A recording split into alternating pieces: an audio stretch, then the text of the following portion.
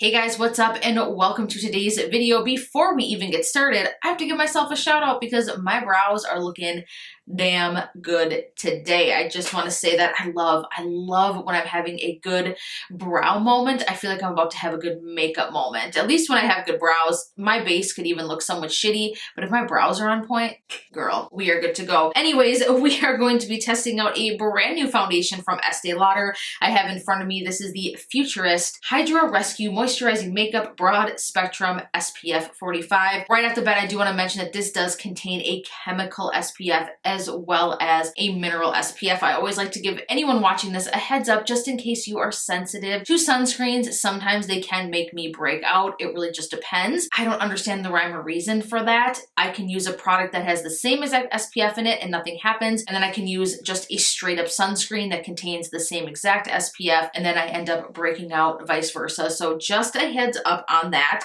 This retails, let's look up here on Sephora's website. That's where I purchased this from. So this retails for $45. Right now there are only 7 reviews on this product. It looks like it has just over 4 stars. Now let me just read some of the details. It says this is a flawless foundation with breathable coverage and a radiant finish powered with Estee Lauder skincare to hydrate, soothe, and protect. This is supposed to offer a medium coverage. This is for normal, dry, combination, and oily skin. Some of the ingredient highlights are chia seed extract, which will nourish the skin. We have probiotic technology that will soothe, and then ion charged water, which will hydrate. There was clinical testing done on this, but clinical testing, I've talked about how I feel about that on my channel before very lightly, but it says clinical testing shows it soothes visible redness and irritation, protects against pollution with antioxidants, hydrates instantly and all day. It says it will even your skin tone and cover redness, dark spots, imperfections, and it's supposed to look natural, breathable, buildable, medium to full coverage that will last 12 hours. Now this is not my first time trying this foundation. I did get this in the mail the other day. I did wear it all day Saturday. It is what I wore in the video that I uploaded Saturday. So check that out if you haven't already. I reviewed this horrific highlighter from ColourPop. I will put that in the description box or somewhere up here in the cards if you haven't checked it out yet. So I definitely have some thoughts on this. I did do a full wear test, but as always, we are going to apply it here on camera. I try to kind of stay away from first impressions these days just because, especially with a foundation, it's not a very accurate portrayal of a product. Something might look fantastic upon first application, but then sucks later on. You guys get the gist. That's why I always kind of like to try products before I get on camera so that I can talk about them in an educated sense. So of course I'm gonna zoom you guys in. We're gonna try this with a brush, with a sponge, and we are going to see how this applies together. My hair is just crazy today and I can't be bothered with it. And I don't know what is going on outside, but I can feel my floor shaking. I'm like, what is somebody doing out there? It's kind of freaking me out, but we're just gonna do my makeup and distract myself from this. So I have already primed my face with the NYX Honeydew Me Up primer. This is the same exact primer that I used on Saturday. I have my Wet n Wild sponge here, damp, as well as my F23 flat kabuki brush from ColourPop. That brush just launched and I am loving it. It is such a good brush. So I'm gonna kind of shake this up. Just looking in the tube, I can tell that this color, which I got, if I haven't mentioned already, in 2N1 Desert Beige. This is neutral. I tend to pull more yellow or warm. Desert Beige said light medium with neutral undertones, so that is the way I went on that. Moving on. This is a very runny formula, as you can see. It does have just a little bit of a neutral. This is just a bit neutral for me, but we are going to make it work. I'm going to start on one half of the face, just kind of dotting this on, and of course we will use a brush. It does have a scent to it, so if you are sensitive to fragrance, please keep that in mind. Dry skin tip, if you like makeup brushes, like foundation brushes I should say, but your skin is dry, I've mentioned this on my channel before, if you dampen your brush just slightly, you can use water, you can use like some Fix Plus, just like a very basic setting mist like that. I prefer water. It can really help with the distribution of product and it will stop things from looking cakey if you have dry skin. Now, as you can see, this blends out beautifully. It blends out quickly. It definitely does offer a more, I would say, light to medium coverage, at least in my opinion. This is what one coat with a brush looks like. Now, I haven't actually tried this with a sponge, so I'm really excited, but here you guys can see this is one coat with the brush, one coat. It's like repainting. So I do have some left on the back of my hand. I am gonna go ahead and put a little bit more down where I tend to be a little bit more red, and I'll just pick up the excess with my brush. It almost has like a perfumey cucumber scent, and I'm not gonna lie, I am not a huge fan of it. If you don't like cucumber or you're sensitive to like things that smell very synthetic, then that's how you'll feel with this. Now looking in the viewfinder, as you guys can see, this is such a neutral tone, and I know I keep saying that. It might be one that I really can't pull off. I feel like it's almost making me look a little sickly like. Let's go ahead and do one more pump, and now on this side obviously we will do the sponge. Wow, the scent of this is bothering me so much more than it did the other day. Like, I don't know what's going on here. It's kind of making me nauseous. All right, sponge. I like testing foundations when I have some blemishes going on, which I feel like something in the universe is like, girl, we're gonna throw you a couple blemishes, but don't be mad. It's right at the time where you know you need to review foundations, so we're kind of doing you a favor. That's kind of what it feels like. So that blended out very nicely with the sponge. In fact, I feel like I got just as much coverage using just even a smaller bit of foundation, which is really strange. I'm gonna layer this up just a bit, just like we did on the other side, trying to cover up some more of this redness I have going on. So taking a look, I actually will say that I definitely prefer this formula with a sponge. I'm gonna go ahead and turn the lights down just so you guys can see the difference. A lot of the times, I will be honest, I can't see a huge difference with foundation when I apply with a brush or a sponge.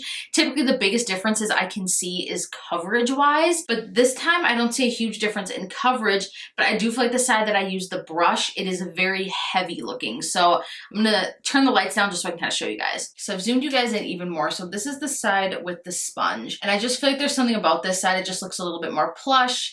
It doesn't look like it's sinking so much on top of my skin. And then on this side, I don't know if you guys can tell, it just looks a little bit heavier. I'm still seeing a little bit of my redness poke through here, which is kind of surprising considering I feel like I put even more product on this side, and I feel like I got more coverage on this side using a sponge. That is really unique and special. Oh my gosh, you guys, the scent of this is just putting me through a loop. You can definitely tell there is a difference in the shade between my neck and my face. This might be a good time to really take note that I probably shouldn't risk neutral toned foundations. I've gotten comments before and people are like, your skin is definitely neutral, and I'm like, girl, no, it's not. Like, you can tell that it's not. Not only is this slightly too light for me, but again, it's that undertone pulling through. It's not horrible. I don't think it's really affecting the way that I feel about the foundation as far as its performance. Sometimes if you find a foundation and you go too light or you go too dark, it can kind of make the foundation look bad on you, and that's not what I'm getting with this. It's just bothering me.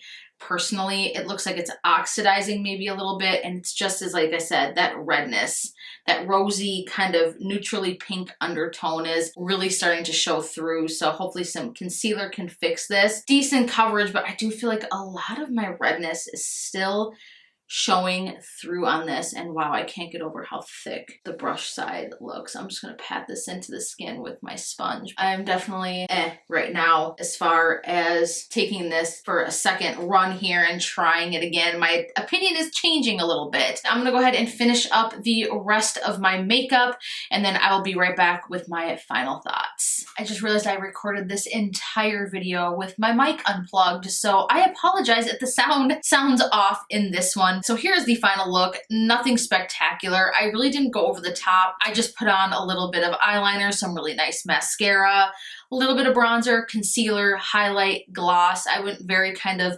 plain today, and I'll tell you why. This foundation just doesn't inspire me to just really go full glam. It is a bit more of what I would classify as a natural looking product. It's not full coverage by any means.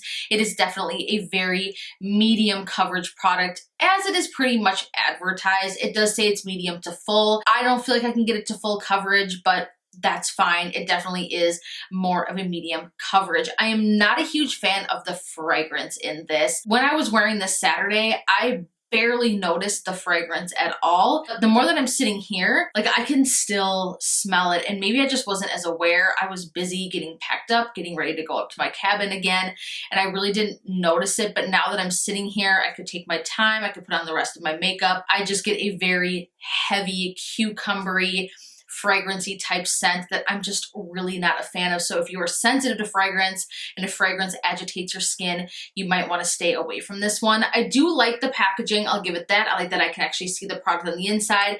I do like that it has a pump. I like that it has an SPF. I like that it's supposed to be more on the hydrating side. All of those things really check a lot of my boxes off when I'm looking for a very good foundation.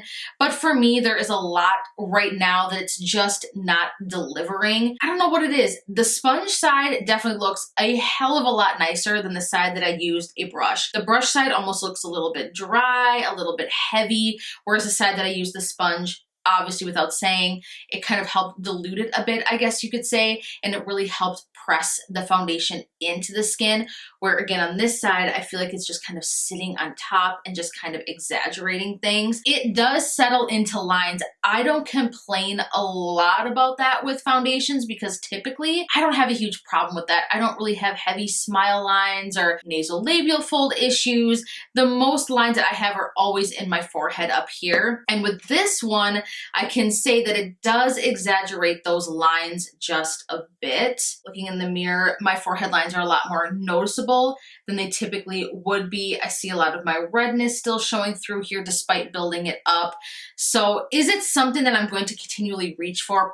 Probably not. After using it 2 times. The first time it was okay. I really didn't feel like it was that bad. Using it again, I'm not impressed. I'm not wowed. It's not enough for me for the price tag of this being over $40. To me, I just can't say that you guys should run out and get this product because it doesn't do enough. This is borderline luxury pricing in my opinion. When you get into the $40 range for a foundation, $50 range for a foundation, I personally consider that luxury pricing. I know it's probably still kind of considered high-end to some, but it's a good chunk of change, especially, and this is something that I'm very passionate about, when there are foundations that are so inexpensive, that are so good, like the L'Oreal 24-Hour Infallible Fresh Wear Foundation. That is one of my all-time favorites. It's like $12 at the drugstore. You just can't go wrong. Even the Too Faced Born This Way, which that one is in the $30 range, but that is a beautiful foundation. It looks like a second skin. If you want something that's very hydrating but will give you more of a flawless finish, I would say go for like the NARS